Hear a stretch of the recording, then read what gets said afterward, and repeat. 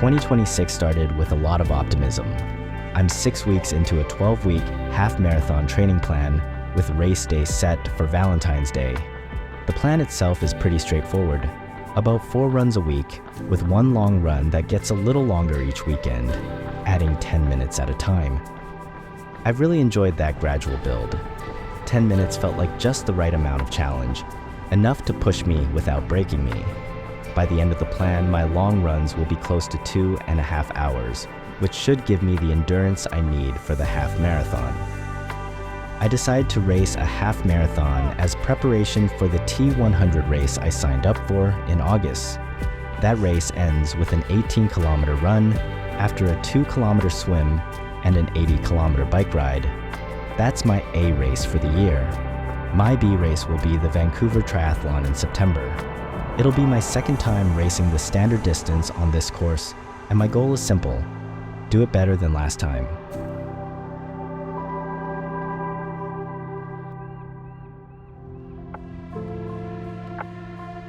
Running has been my main focus through the winter, but my big Christmas purchase was a set of aero bars for my road bike. As soon as the half marathon's over, my training will shift towards cycling. I want to spend more time in the aero position, especially since I also signed up for a 2-day cycling fundraiser that'll require riding 100 kilometers on day 1 and 30 kilometers on day 2.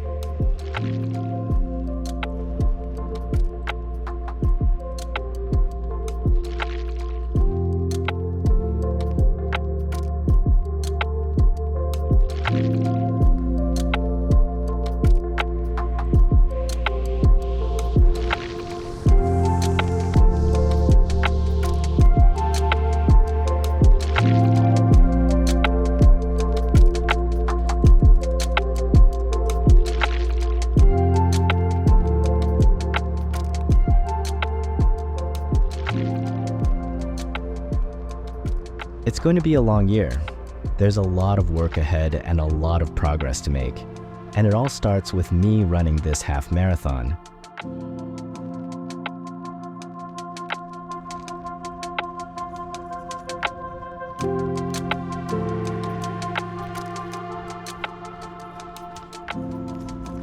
One thing I like about long runs is that they're long enough to actually take me somewhere.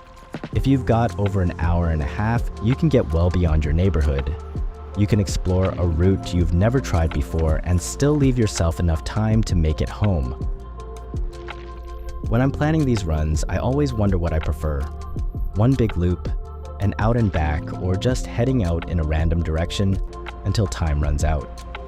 During this training block, I've really grown to like out and backs.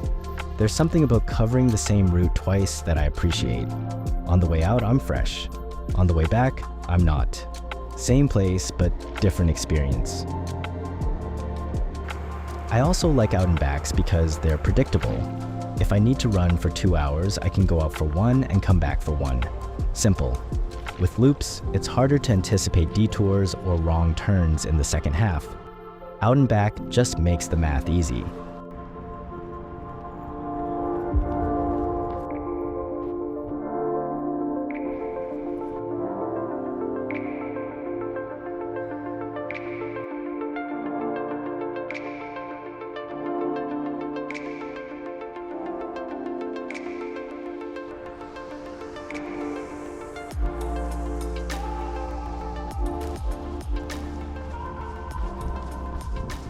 I've listened to a lot of audiobooks during this training block, 6 in total. One about ultra running, one about cycling across America, a few self-help and productivity books, and a biography about mountain climbing and Alex Honnold. Long runs have been a great way to catch up on my reading. I haven't had much time to sit down with a physical book lately, and when I do, it feels scattered. Running with an audiobook lets me move and be entertained at the same time. I want to say I'm learning, but honestly, I'm not sure how much I'm retaining. These long runs feel like a small getaway, a chance to see the water, a chance to be outside. Especially on beautiful winter days, I really look forward to them. Without running, I'd have no reason to come here. Training has given me structure through these gloomy months. It's helped time pass, It's given me something I can control. I go for my run, I check the box, I log the effort, a small internal scorecard. It's been huge for my mental health. I honestly don't know what I would have done without it. On days like today, I'm just glad to be outside, away from the screens, a small escape from everything. Running doesn't make stress disappear, but for a little while, it gives me space from it. It's not easy. Running is hard and tiring, but with all the pent-up energy I've been carrying, those weekend runs have been the best way to let it out.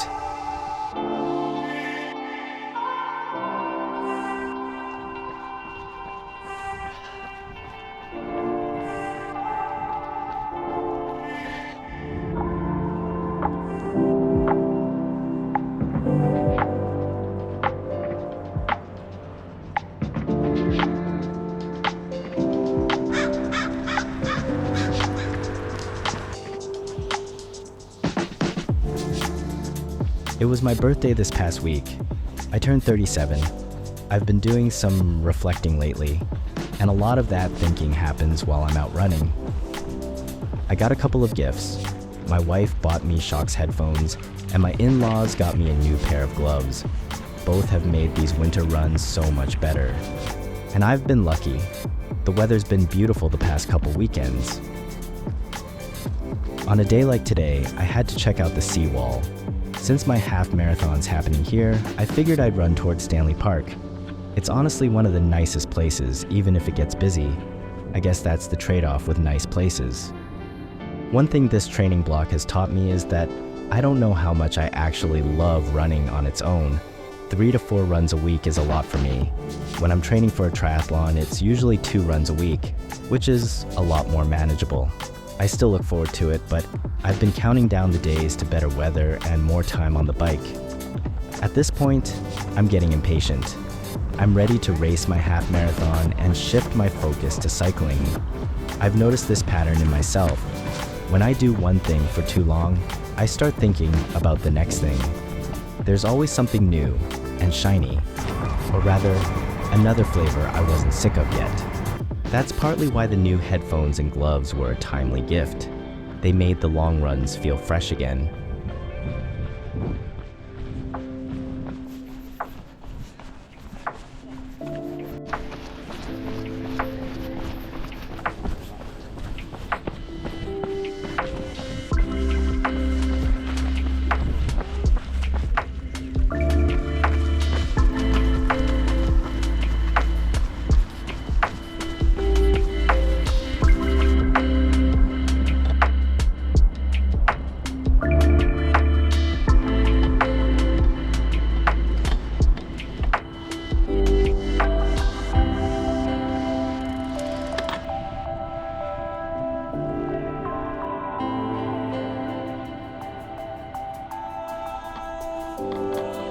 I did sneak in a bit of cycling this week, riding out to cheer Sharon on at the finish line of her 10K. We didn't stay long.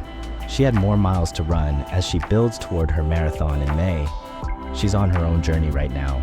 So we grabbed a little footage of the ride and then headed home.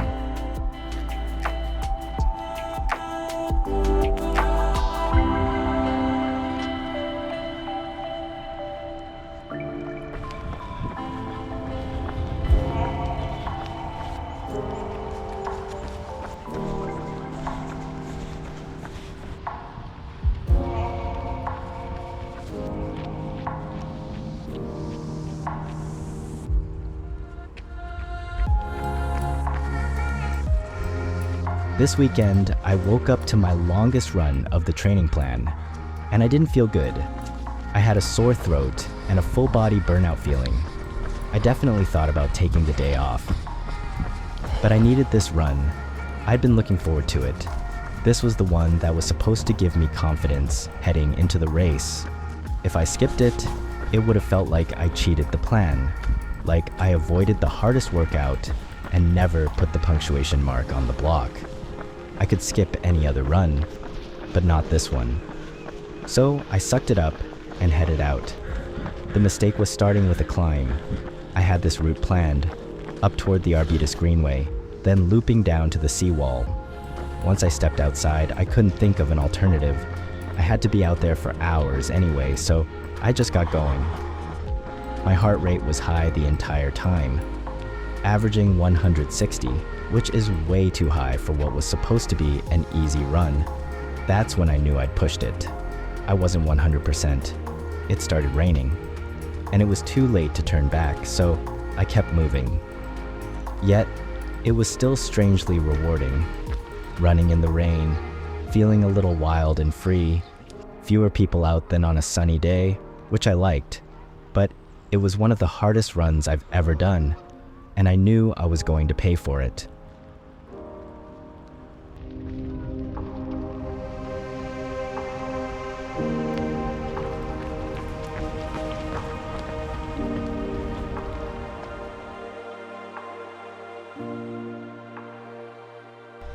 Hi. So, it's been 1 week since my last long run, and it is 1 week before my half marathon. I got sick this week. I didn't wake up feeling great before my last long run. Went for a pretty tough run through the rain, 2.5 hours, or 2 hour, 25 minutes. And this week has been tough. This week has been a really tough week. I knew I wasn't feeling well when I came home from the run, took a nap, and woke up and saw that my heart rate throughout the entire nap was over 90 beats per minute, which is unusual because usually when I nap it's about like 50. So I knew that something was wrong, and my heart rate was just high all week. So I really struggled with that, and eventually developed into a cough. My heart rate has since gone down. Yesterday I went for a 30-minute run, and overall the heart felt good. Legs felt not super great. They do feel a little weak right now. I guess it could have been worse. I could be getting sick now instead of getting sick last week and recovering. Overall, I think I'm gonna be okay. What's gonna happen now? I'm gonna do 45 minutes on this bike here, and then tomorrow I'm hopefully gonna ride my bike outside if the weather is nice. And then it's just the final quote-unquote taper, and then the race next Saturday. So yeah, it'll be great.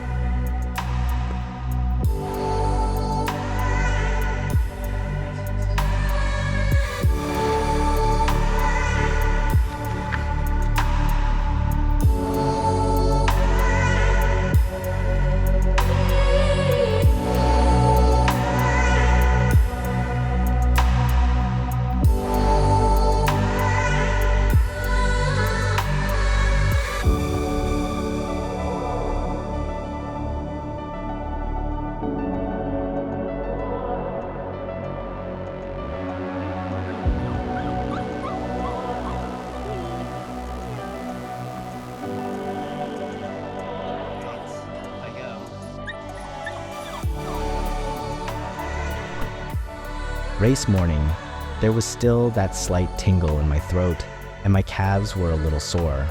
I didn't feel 100%, but I felt ready. I had spent 12 weeks preparing for this, and more than anything, I knew I had prepared for the pain. I wasn't naive about what was coming. I knew at some point it was going to hurt. What I didn't have was a super detailed plan, because I honestly didn't know how my body was going to feel once things got going. So my approach was simple.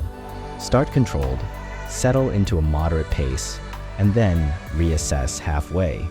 If I felt good, I'd build. If I didn't, I'd manage it. Stay flexible. Adjust as I go. My goal was anything under 150, with 145 being the perfect scenario. That was the dream outcome, but not the expectation. Standing at the start line, I'd say it felt 50-50. I wasn't overly confident, but I did feel prepared, and that counted for something. It's sports, after all. Anything could happen.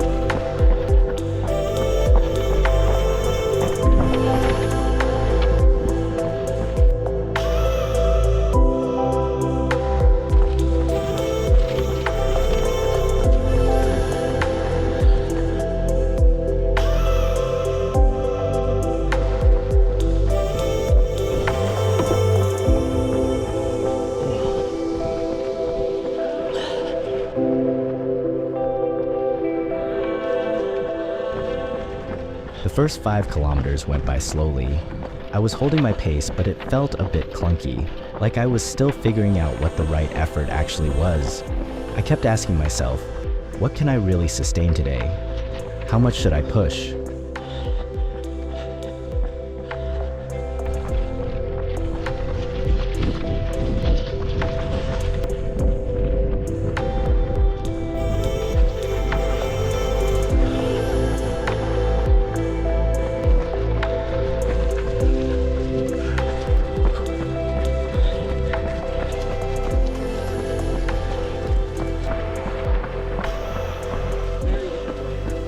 It turned out to be a pretty ideal day for running. Around the 10K mark, we curved along the seawall straight into a headwind, and that's when things started to feel challenging. It wasn't overwhelming, but it demanded focus. One thing that unexpectedly helped was watching for the kilometer markers. I'd spot the sign in the distance and lock onto it. It gave me these small mental checkpoints, something to work toward instead of thinking about the entire distance left.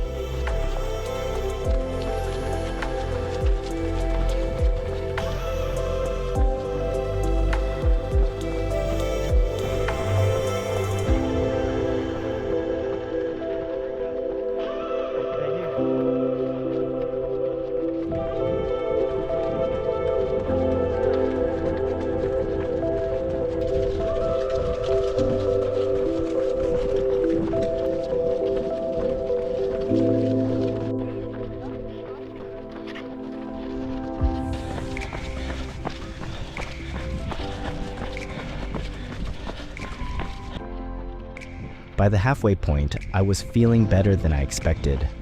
I glanced at my watch and tried to do some mental math. I'm not sure I actually calculated anything properly, but I convinced myself sub 150 was there. The real question became, how far under could I go? Was 145 possible?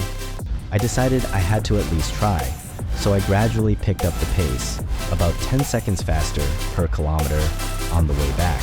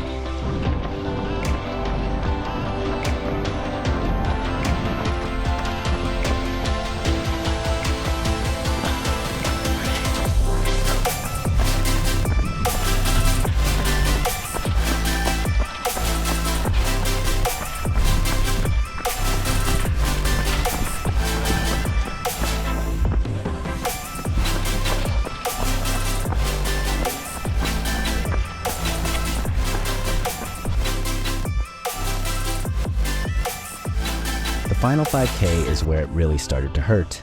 My legs were heavy, my breathing was labored, and I could feel my energy dipping.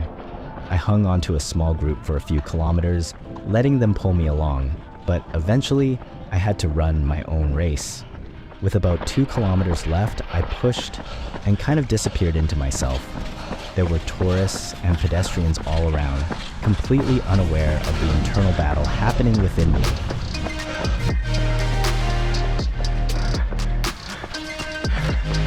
The course finished on a steep incline, which felt almost cruel at that point.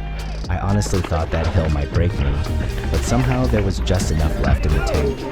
Enough to crest it, cross the line, awkwardly accept a snow globe medal, and then collapse onto the grass.